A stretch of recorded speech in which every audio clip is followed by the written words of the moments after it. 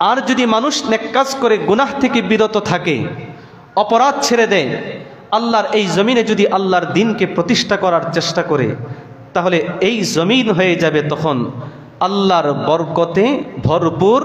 কোনো অভাব অনটন, কোনো বালা মুসিবত, কোনো কিছুই এই জমিনের মধ্যে থাকবে না। আল্লাহ তাআলা সূরাতুল আরাফের 96 নম্বর আয়াতের মধ্যে তিনি বলেন, ওয়ালাউ আন্না আহলাল কুরা আমানু ওয়াত্তাকাউ লাফাতাহনা আলাইহিম বারাকাতিম মিনাস সামাই ওয়াল আরদি ওয়ালাকিন কাযযাবু ফাআখাযনাহুম বিমা কানু ইয়াকসিবুন। আল্লাহ রাব্বুল আলামিন সূরাতুল আরাফের 96 নম্বর আয়াতের মধ্যে বলেন, এই জনপদবাসী যদি তারা দুইটা কাজ করে নিতে পারে। কয়টা কাজ? ওয়ালাউ আন্না আহলাল কুরা আমানু ওয়াত্তাকাউ, যদি তারা ঈমান আনে এবং তাকওয়া অবলম্বন করে। কি করে? ঈমান আনে এবং তাকওয়া অবলম্বন করে। আল্লাহ রাব্বুল আলামিন লাফাতাহনা আলাইহিম বারাকাতিম মিনাস সামাই ওয়াল আরদ, আমি আল্লাহ আসমান এবং জমিনের মধ্যে বরকতের যত দরজাগুলো রয়েছে সবগুলো তখন ওই জনপদবাসীর জন্য উন্মুক্ত করে দিব। ওয়ালাকিন কাযযাবু ফাআখাযনাহুম বিমা কানু ইয়াকসিবুন, কিন্তু তারা মিথ্যা প্রতিপন্ন করে, বিনিময়ে আমি আল্লাহ রাব্বুল আলামিন তাদের অপরাধের কারণে তাদেরকে পাকড়াও করে ফেলব। এই জন্য এই পৃথিবীর মধ্যে যদি দুনিয়ার সমস্ত মানুষ, দুনিয়ার মুমিন ব্যক্তিরা যদি গুনাহ ছেড়ে দিতে পারে, আল্লাহর নাফরমানি যদি ত্যাগ করতে পারে, শিরিক আর কুফর যদি তারা বিলুপ্ত করতে পারে, এই জমিন থেকে তখনই শান্তি প্রতিষ্ঠা হয়ে যাবে।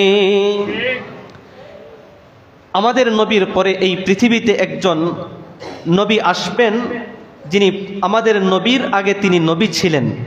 তার নাম কি? সকলে জানি। তাহলে জুড়ে সুরে বলতে হবে, কি নাম?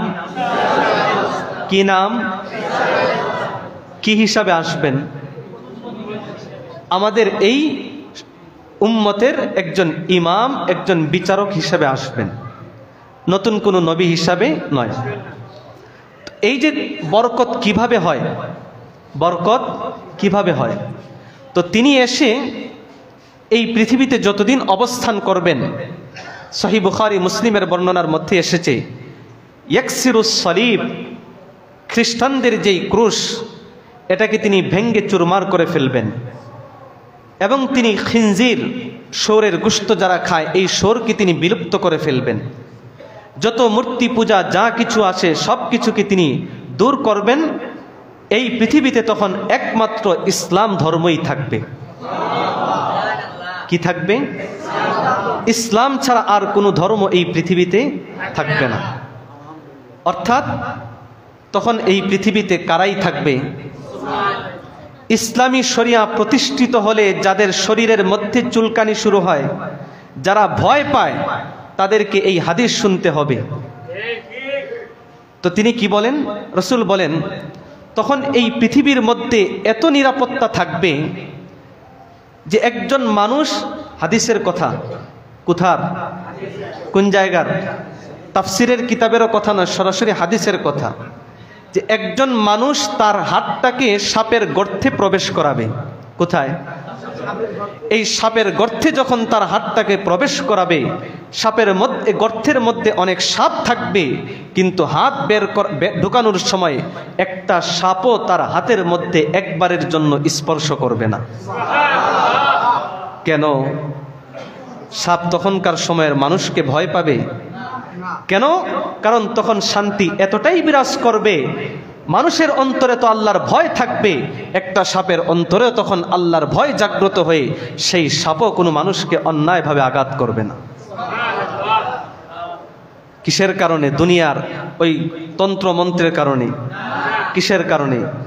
ইসলামের কারণে। খুব ঠান্ডা মাথায় আমাদেরকে বুঝতে হবে।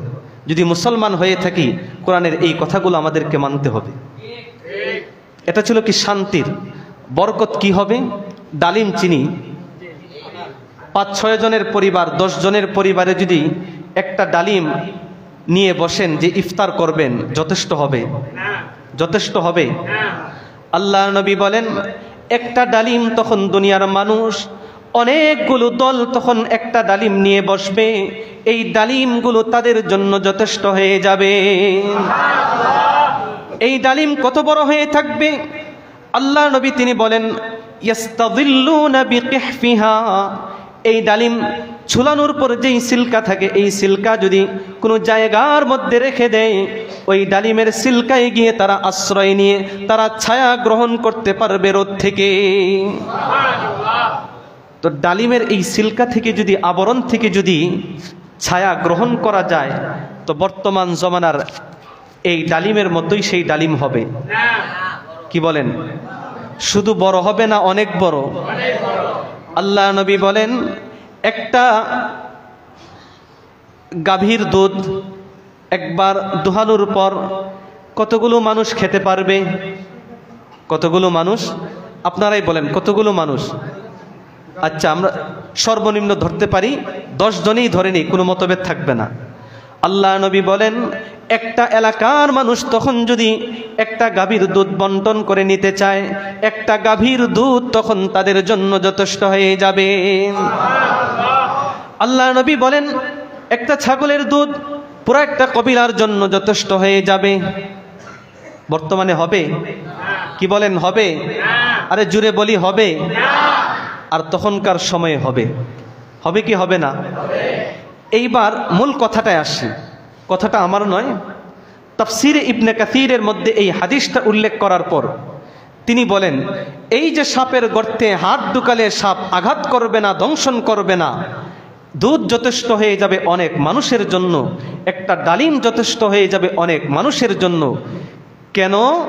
ওমা যালিকা ইল্লা বিবারাকাতি তানফীদি শারঈ নবিয়্যিল্লাহি সাল্লাল্লাহু আলাইহি ওয়াসাল্লাম, এটা একমাত্র আমাদের নবীর শরীয়ত তখন প্রতিষ্ঠা করার জন্য আল্লাহর পক্ষ থেকে সেই বরকত আসবে। সুবহানাল্লাহ। কিসের জন্য? কিসের জন্য? জুরে সরে বলি, কার শরীয়ত? কার শরীয়ত? তাহলে আল্লাহর নবীর শরীয়ত যদি এই পৃথিবীতে প্রতিষ্ঠা করতে পারি, দুনিয়ার কোনো বাহিনী, দুনিয়ার কোনো কিছুই প্রয়োজন হবে না, আল্লাহর পক্ষ থেকে তখন নিরাপত্তা আসবে। এজন্য আমার আপনার আদর্শ থাকতে হবে, আমার আপনার চেষ্টা প্রচেষ্টা থাকতে হবে এই জমিনে আল্লাহর দ্বীনকে প্রতিষ্ঠিত করা।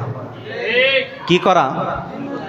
আর শরীয়তের বাস্তবায়ন শুনলে যাদের চুলকানি শুরু হয়ে যায়, অ্যালার্জি শুরু হয়ে যায়, বুঝতে হবে তারা শান্তির পক্ষে নয়, তারা অশান্তির পক্ষে।